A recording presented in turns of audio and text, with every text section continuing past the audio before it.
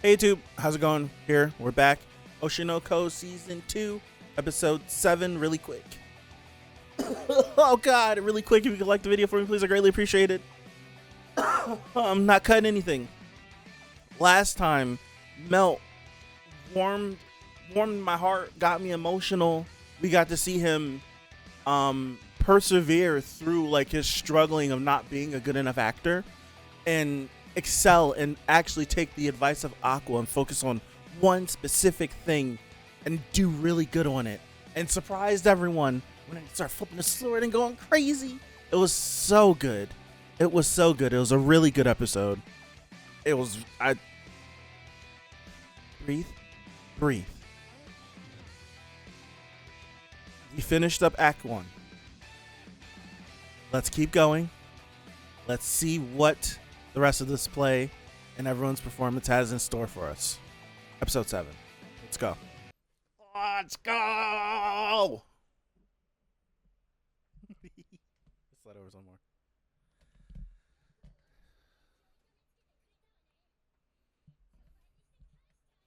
I absolutely appreciate everyone dropping the comments, like not explaining, but explaining. No, keep going.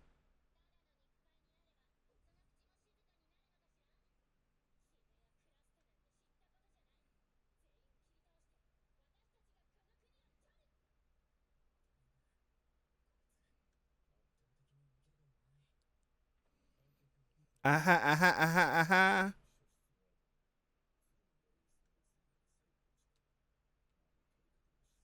It's our girl.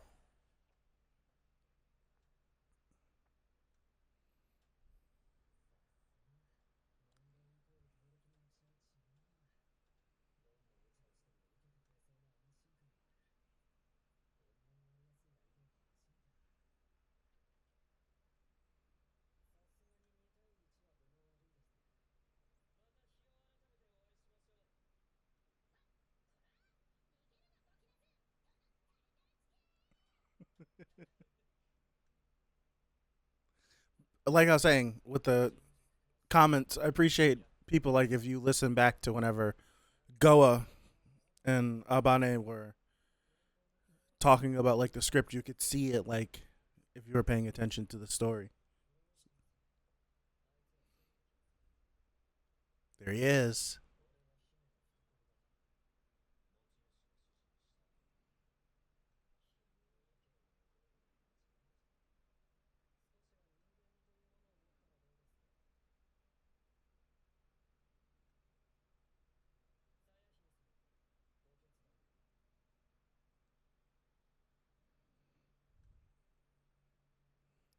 That set is incredible.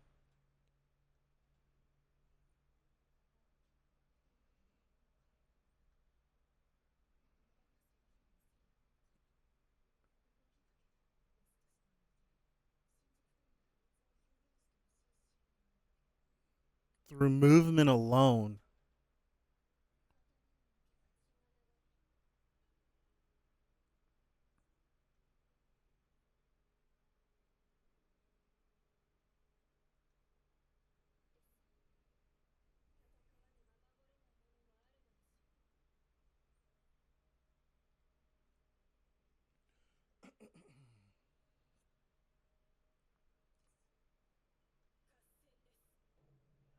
Mm.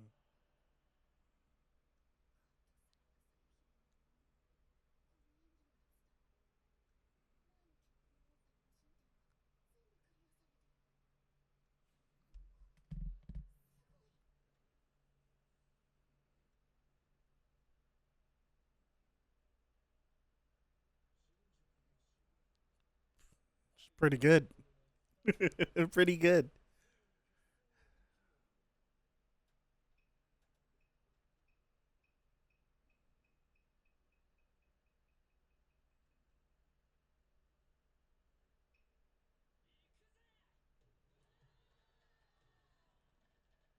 Oh, that's such a cool transition. That's such a cool transition. The moving stage and everything.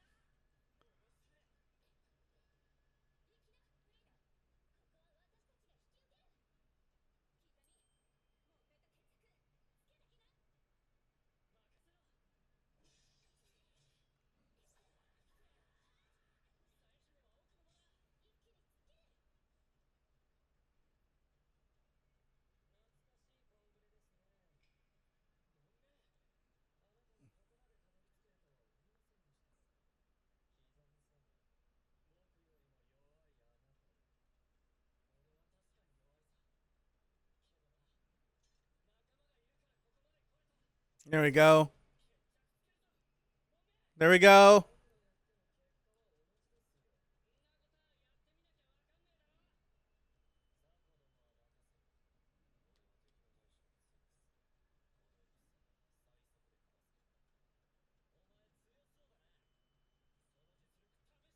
Dude, he's completely transformed into this guy. I don't see him. I don't see him at all. It's crazy.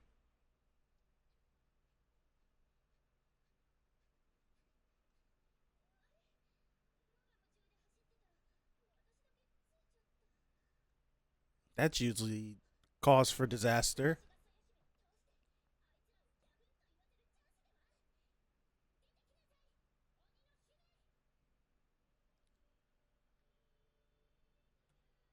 Oh.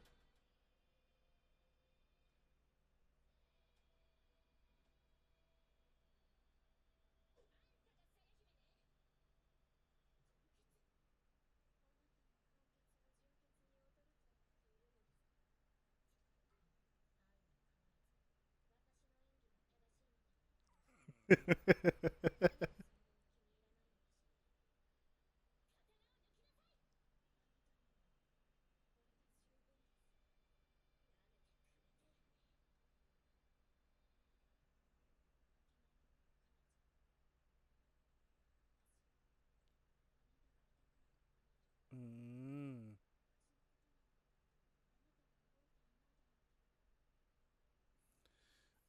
They always say don't meet your idols, don't meet your heroes. They always say that.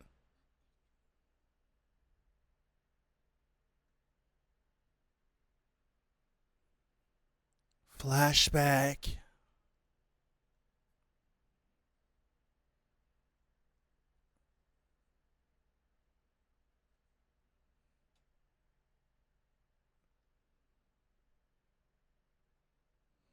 It's like we know what little Kana was going through back then. So it's like we know like from last season the things that she was going through, how she felt, how she grew up. So to be like in that same age range and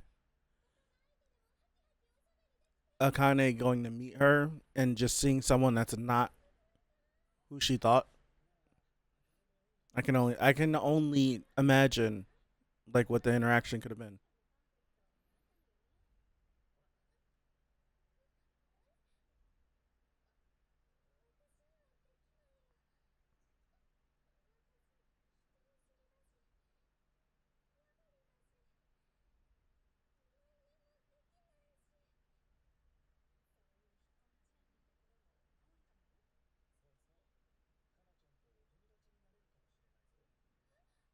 Ah,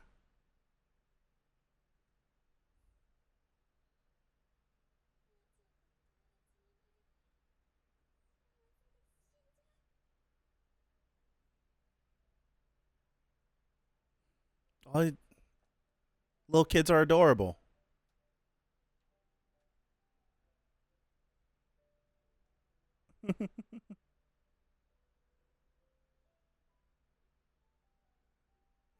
Little teapot, teacup. Oh, she's so adorable.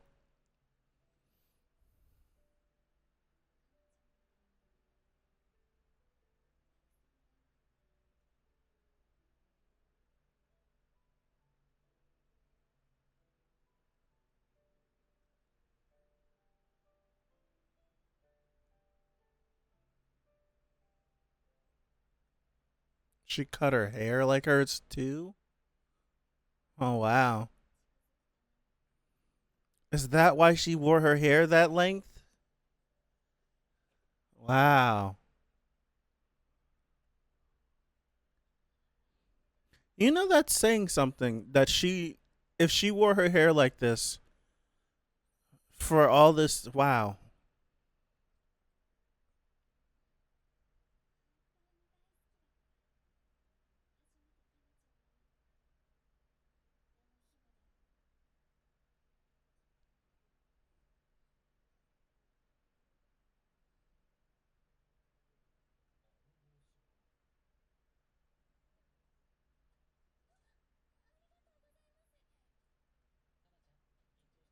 That's an.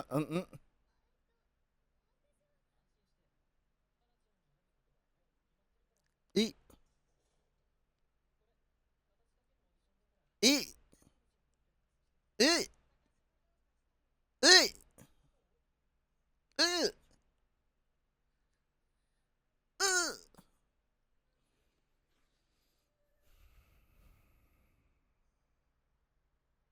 Look at her eyes.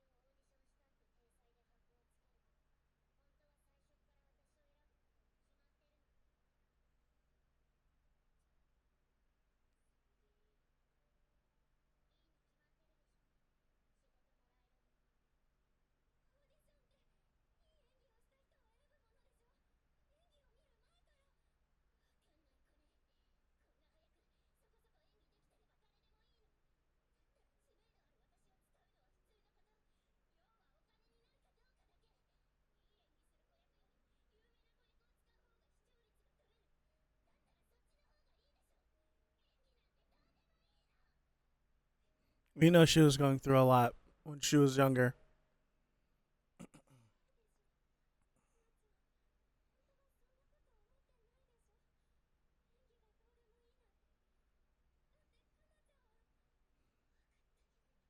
It's like the difference between like it's like ignorance is bliss and someone that's been through the mud. That's tough.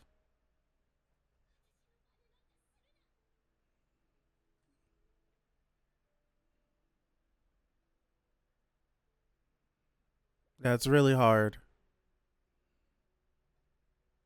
For Akane, that must have felt like a personal attack from her. But we know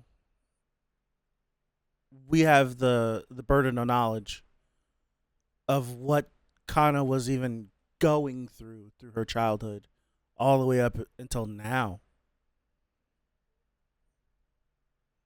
We know it.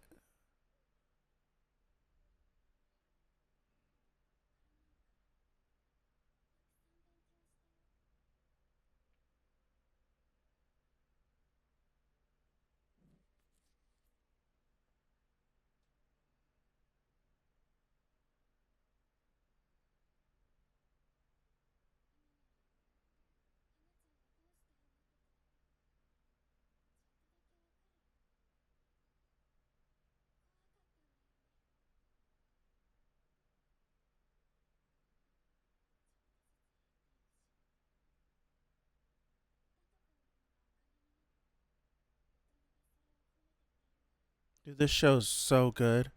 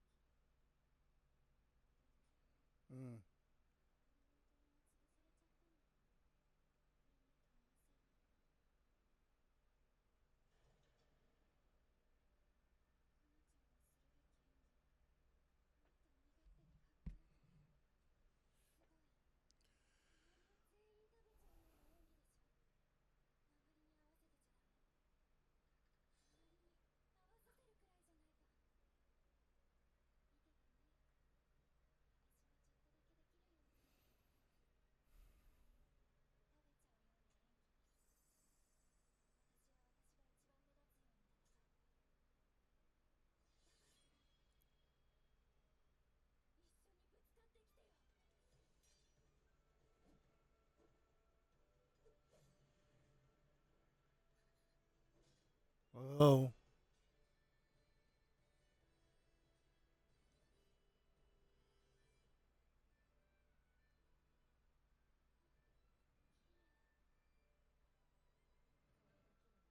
There's only been four people in this series that have had the star eyes, right? I, Aqua, Ruby, and Akane, right?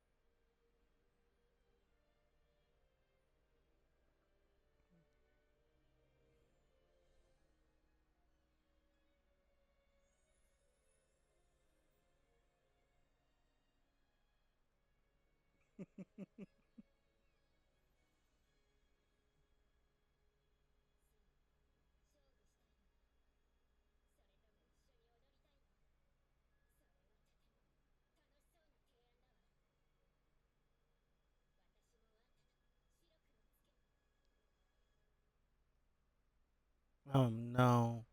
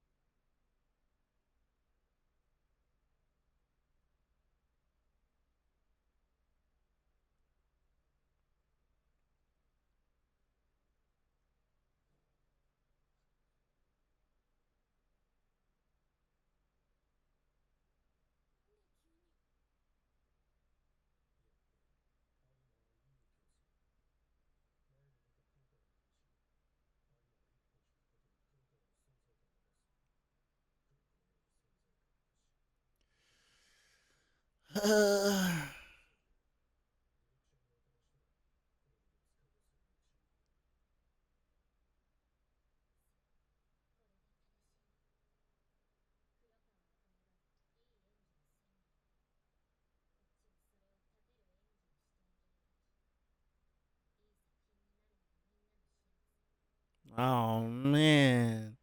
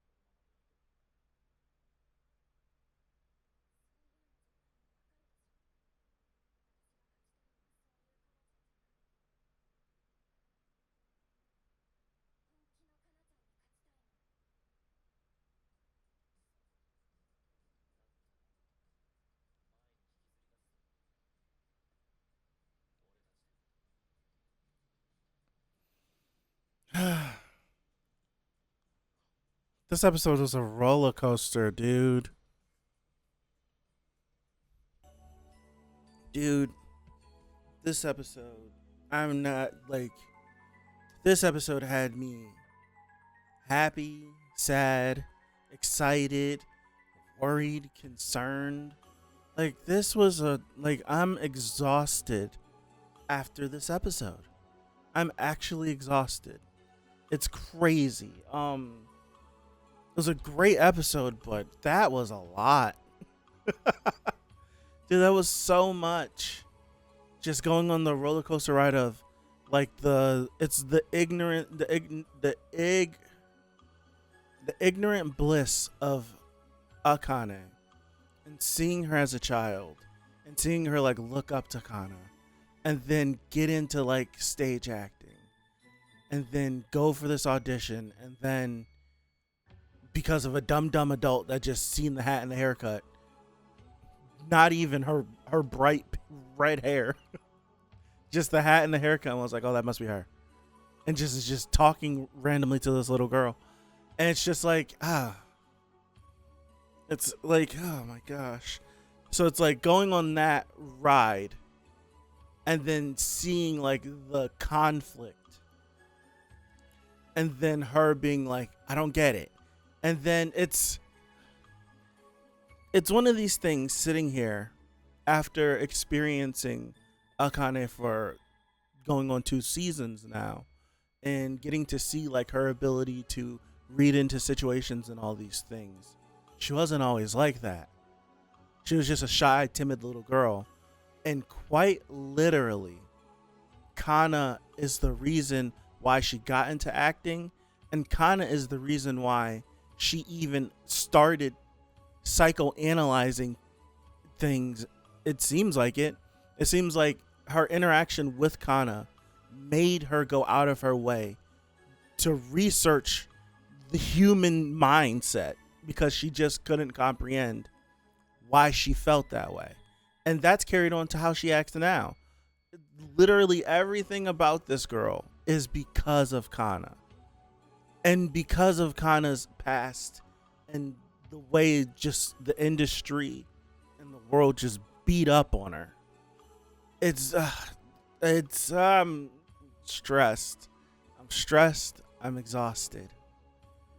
To get both perspectives, and then carrying on the information that we know from Kana that we got at towards the end of last season, just how life was for her. I want to say that was episode either 9 or 10 that we got that in. And to know, it's like knowing that I was like, I don't know what this encounter is going to be, but I know it's not going to be it's not going to be good, because we know how she felt back then. Rough. And then to see Kana shrink herself for the sake of the play, for the sake of a good product. She would shrink herself because someone else is giving a spectacular performance. It's the reason why she got casted in the first place, because producers and directors can see that from her, and they know that she would be able to shine a light on someone that's doing better or is a better star than her. My whole thing is, throughout this whole play, and this is something that we spent some time with Aqua. I feel like we haven't spent as much time with Aqua that we did in the first season, just because of the sake of the play that's going on. But I find it interesting that so far, since this play has started, Aqua has been, like, we're starting to see from flashbacks and then from all of these things, that Aqua was very integral for a few people in this play. Very integral for helping them out and wanting to get this done, while dealing with his own issues at the same time. So I do wonder if, when we get to his emotional acting scene, what's going to happen. Will we get to see a perspective of someone else trying to help him with it? We've seen him struggling with it before the start of the play, but will we get like another scene that happened a couple of days ago that they didn't show us? We just kind of jumped into the play. So I'm wondering. I am wondering.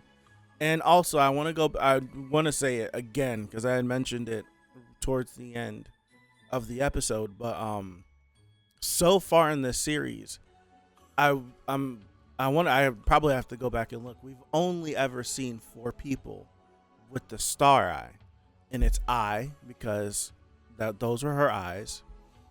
Ruby and Aqua both have one, so like they both have one of her eyes, and then Akane got the eyes whenever she psychoanalyzed eye and then damn near transformed into her, but then she just got it again.